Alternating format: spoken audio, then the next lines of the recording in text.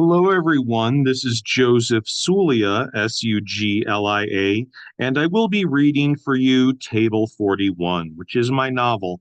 In particular, I will be reading Table 31, which is the 31st chapter of the book. One more thing before I begin my reading. The image that you see in front of you was created by me. It was not artificially generated. Table 31. See the 20-something girls twittering selfies with the chimpanzees and the orangutans. See the 20-something boys twittering selfies with the chimpanzees and the orangutans. Before you walks a 20-something girl wearing a black t-shirt and black stretch pants. The back of her t-shirt reads in red lettering, "Strong people are harder to kill." Beside her is walking a Chet with a crucifix tattooed on his left forearm. He is wearing a black t-shirt and lime-colored shorts. The back of his t-shirt reads in bright orange lettering, "Future MILF." A willowy hipsteress is strolling behind you. No, a willowy hipsteress is strolling close behind you, very close, as if she were inspecting your hair. You turn around and glance at her. She is indeed inspecting your hair. She is examining the shape and the color and the texture of your hair. She takes in this intelligence and turns away from you. She does not know that you are committing to memory every image that you see, snatching glimpses with the camera of your mind. You see an old man.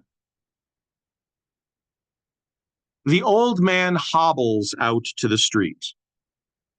Now he is standing in the middle of the street.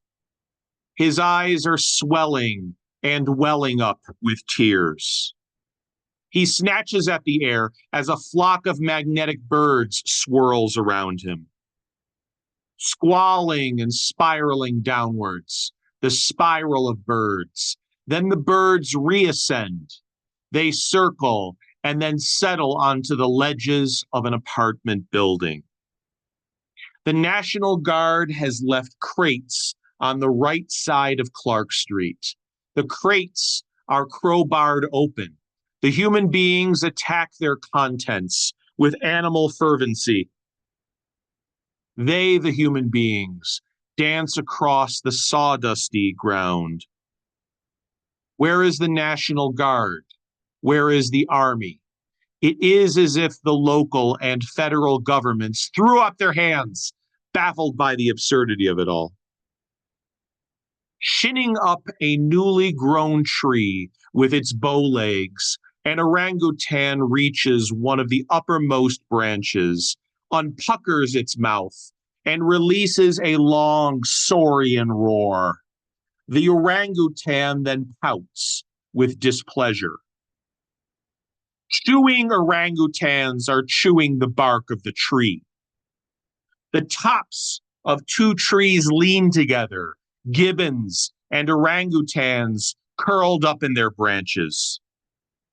Swinging freely and gracefully from branch to branch in the spontaneously and explosively growing forest canopy. Swinging and grasping, the orangutans, arboreal gliders, are sailing over your head. High in the canopy, the orangutans are laughing at you. Cascading peals of laughter are falling down onto your head, smearing you with liquid laughter.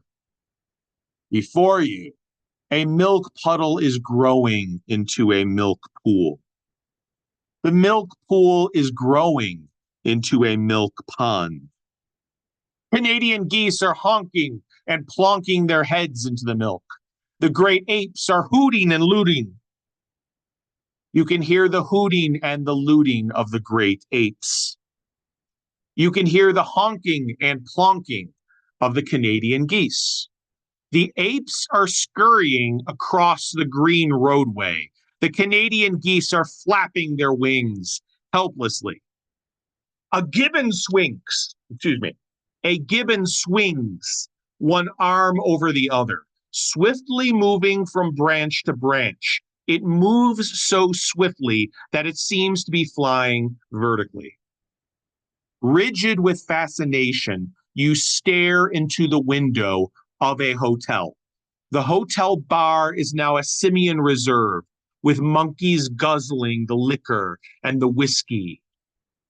No, with the monkeys guzzling the liqueur and the whiskey. They are imitating the mannerisms of the human beings who drank there before them. Dropping his bananas, an orangutan wraps his arms around a telephone pole and embarks on a quick and steady climb. As he ascends, he is creating the future, not lapsing into the past. For you recognize, as you watch the orangutan scrambling up the tree, that the becoming jungle of the city is not a reversion or a remission to primitiveness. It is a thrust into the not yet, a bound into a future that cannot be conceived on the basis of animal or human-animal ancestry. You see a pale-skinned man with large muscles, wearing a wide-brimmed straw hat and a t-shirt that reads, "My wife is a MILF." The man is lolling in front of a drugstore. He is observing the ascension of the orangutan. The man tosses aside his wide-brimmed straw hat. He is bald. As if he were a chimpanzee, the bald colossus scales the telephone pole. He has clearly lost his gourd. As you watch the bald man scaling the telephone pole, you recognize for the first time that it makes no sense to say of human beings that they are animalized, since a human being is a mammalian animal. You try to imagine what it would be like to be an animal. You are an animal already, of course, a human animal. But you try to project yourself by means of the imagination into the mind of the orangutan, into the mind of an animal that is not a human animal. You know that you have impulses, just like the animals do.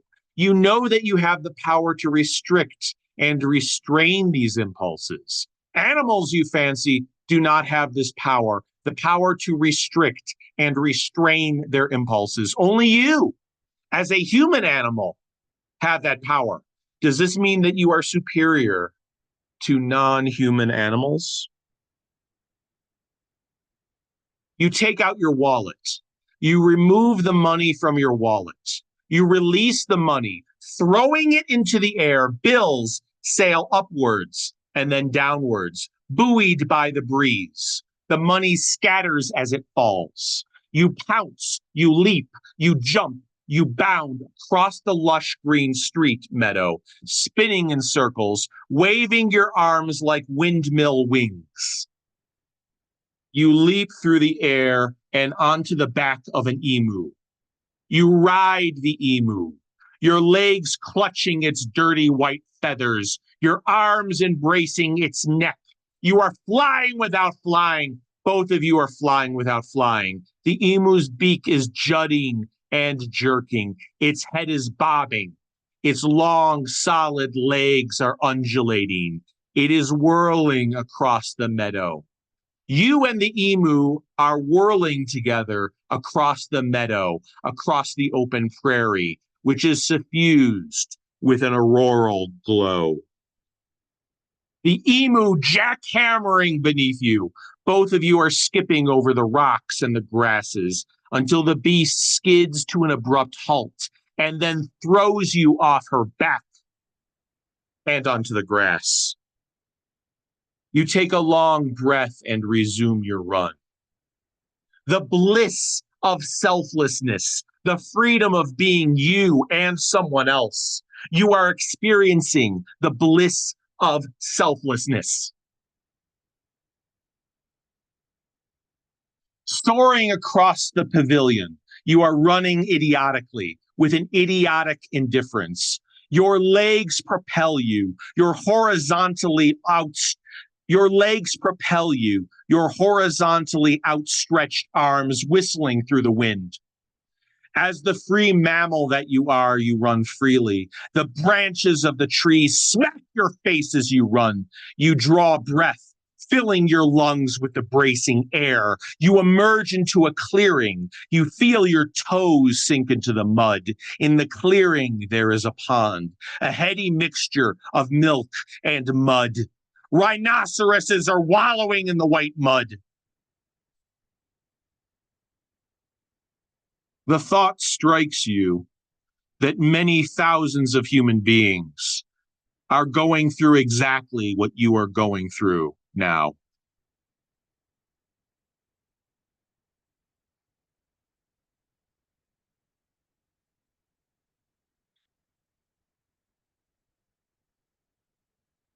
Thank you, everyone.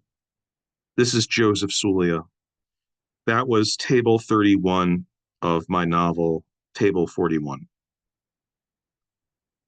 I'd like to say that I gave a radio interview 10 years ago on this novel, and the interviewer said that the book seemed to describe a reversion to the past before human beings wandered the earth. And I gave an assenting remark. I responded in the affirmative or in the approbative. I didn't really mean it, though, and I certainly don't mean it now. Let me clarify that this book, and it should be evident from this table, from this chapter, does not describe any kind of an atavistic move into a remote past, into some kind of primitivism, some kind of vestigial state. That's not what the book describes at all. It should be clear from this chapter that the book describes a launch into the future, which may not be conceived on the basis of the present. And anyway, I didn't say that back then. I think I was just trying to be polite, but were the interview given today, I don't think I would have allowed that remark to sail by. It's a misreading of the book. In any event, this is Joseph Suglia.